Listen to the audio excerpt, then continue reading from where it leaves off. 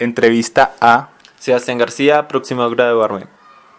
Bueno, la entrevista se va a enfocar en 3 puntos, ¿sí? Uno que es el proceso de admisión, otro que es una falencia que yo veo en la universidad que es con respecto al entrenamiento auditivo y otro punto que es sobre la sobrecarga académica que hay en la universidad.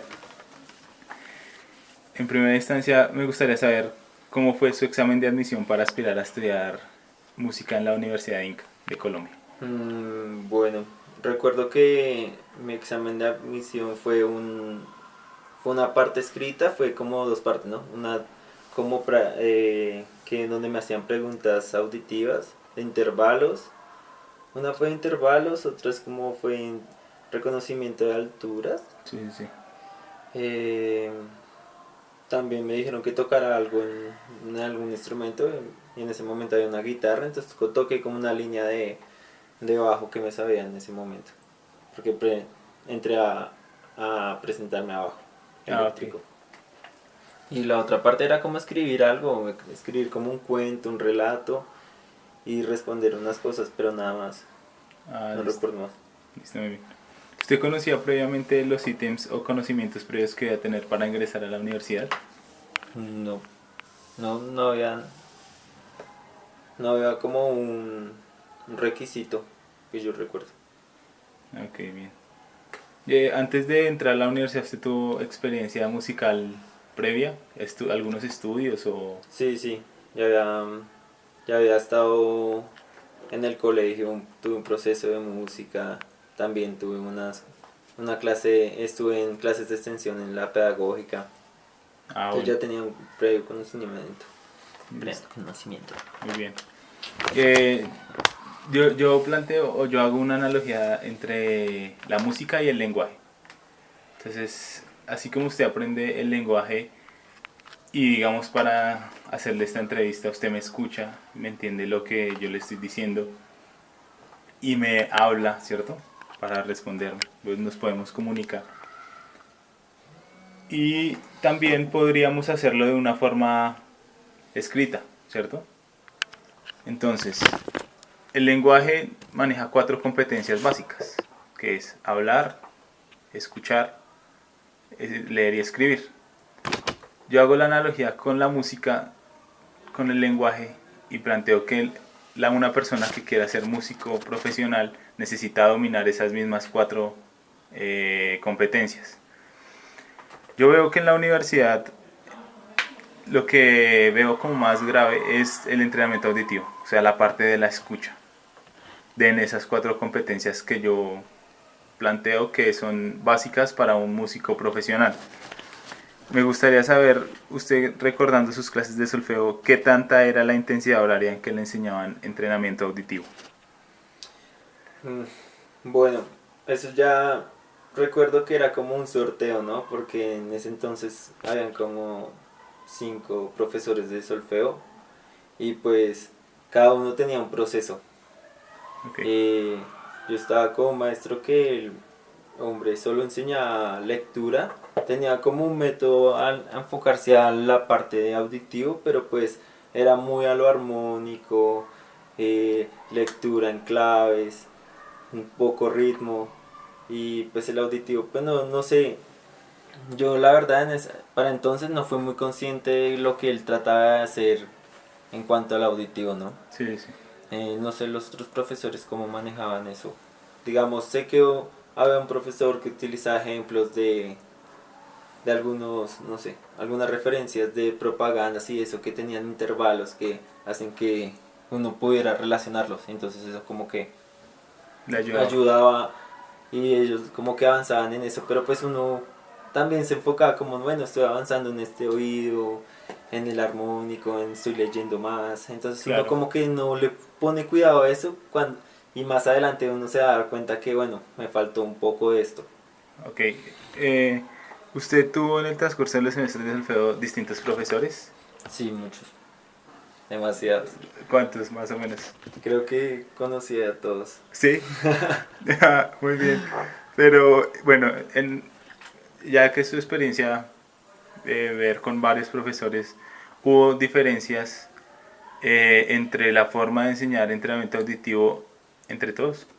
Claro, siempre hay una diferencia y, y no sé, cada uno como que se enfoca, digamos hay unos que se tenían como un método similar porque sé que venían de la misma escuela, Claro.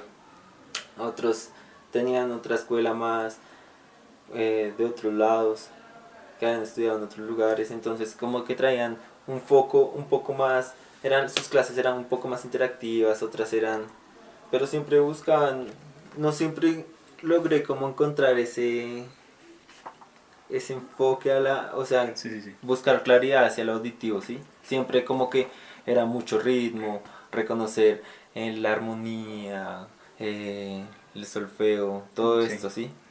Se enfocó mucho en eso y como que el ritmo, digo, el auditivo, como que era algo que ellos esperan que tú empieces a asimilar, ¿no? ah, ok. Eh, Pero que tú, es que hay que coger, yo creo que el auditivo es algo de mucha conciencia y si uno no entiende esa conciencia, si uno llega también sin muchos conocimientos, pues es algo que uno no va a entender hasta tiempo después que empieza a exigirle esas vainas. sí, claro, Una pero conciencia.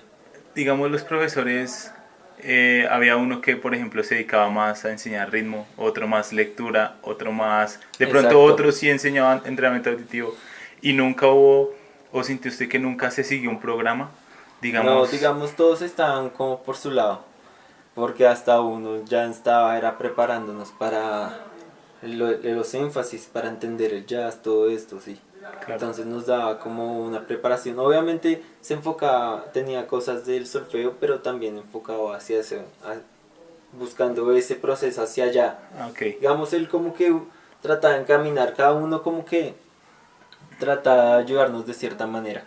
ok, pero a la forma de cada uno, Sí, porque igual como que había como diferencias en sus métodos y pues eso creaba conflictos, no sé, claro, no, pero pues sí eran diferentes. listo, muy bien. Hablando sinceramente, ¿siente usted que ahí en la universidad se formó bien en eso de poder escuchar una melodía y transcribirla o poder reconocer armónicamente lo que está sucediendo en una pieza musical?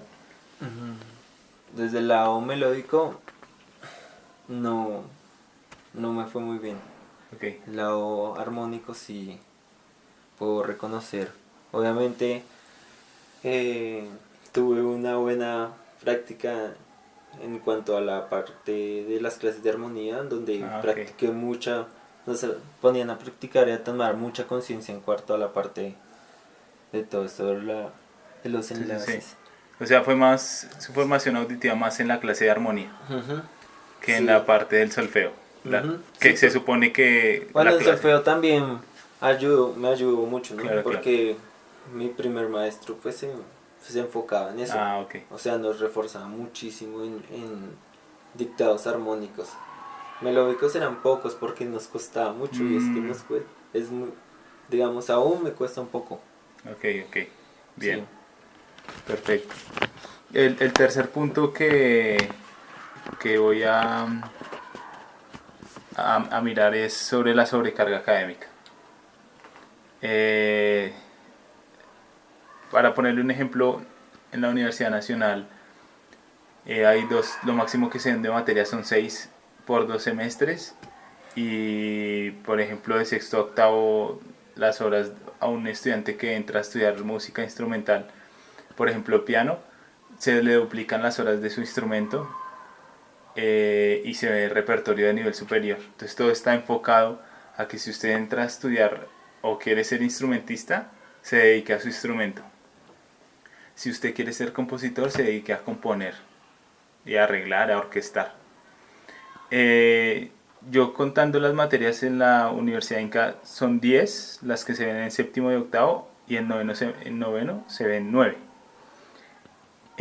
¿Siente usted que esa sobrecarga académica de ver tantas materias y tener que dedicarle tiempo a tantas materias le afectó al usted quererse dedicar más profundamente a su énfasis? En su caso fue jazz, ¿verdad?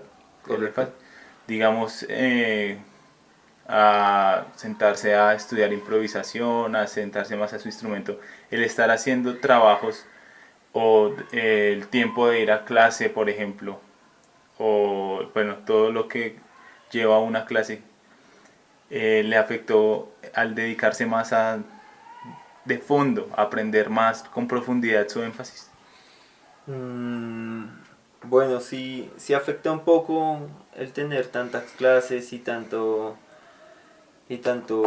tanta carga académica, ¿no? Porque siempre son clases que te exigen, no sé, hay unas que te ponen, te sientan en el computador y te alejan un rato del instrumento, hay otras que te ponen a leer unas vainas y pues no puedes dedicarte en lleno a escuchar. Tú sabes que cuando uno estudia improvisación le exigen a uno escuchar un tema de jazz 100 200 300 veces hasta que uno lo tenga de memoria interiorizado, y eso es mucho tiempo. Claro, Y uno tiene que dedicarle tiempo a esa vaina. Y pues si uno está en el computador transcribiendo, haciendo otra vaina de otra clase, pues uno se satura. Y ok, pues a la hora de trabajar, pues uno siempre está es con esa tensión, y pues a veces uno bajo esa presión, uno como que no puede, uno hasta se le lesiona toda esa vaina. Igual en la universidad eso ocurre desde el comienzo. Siempre creo que escuché, y también yo me quejé de las clases de relleno que eran en el centro.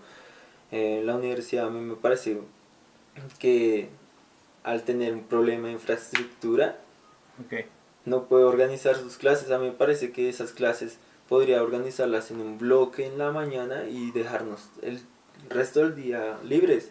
Pero es que a nosotros nos parten en horarios así, nos reparten el horario así requebrado con huecos grandísimos, donde no hay espacio para estudiar, donde la gente no encuentra lugares donde estudiar, ni instrumentos, ni nada de eso. No sé, pega a la vagancia, y eso ocurrió mucho. Y puedo decir que fui víctima de algunos semestres de eso, claro, porque pues no hay espacio. Yo estudio el contrabajo, que solo hay un instrumento en la universidad, y no hay espacio ni para meterse con él, entonces, y eso ocurrió mucho en la 46. ok, bien. Sí, entonces, bueno, eso fue Eso, todo. sí, yo creo que eso es lo que también afecta mucho en la parte de la carga académica, el reguero en los horarios. También, claro, de tener muchos huecos, muchos Sí, espacios y que muchos. no haya donde estudiar. Porque pues uno puede tener tiempo libre, pero si hay donde Sí, aprovecharlo, es pues que uno estaría bien. podría aprovechar más el tiempo en eso. Si uno no tuviera todo ese reguero de clases, uno podría repartirse y acomodarse mejor a los estudios. Claro, claro, muy bien. Listo, pues este fue el último punto, entonces muchas gracias.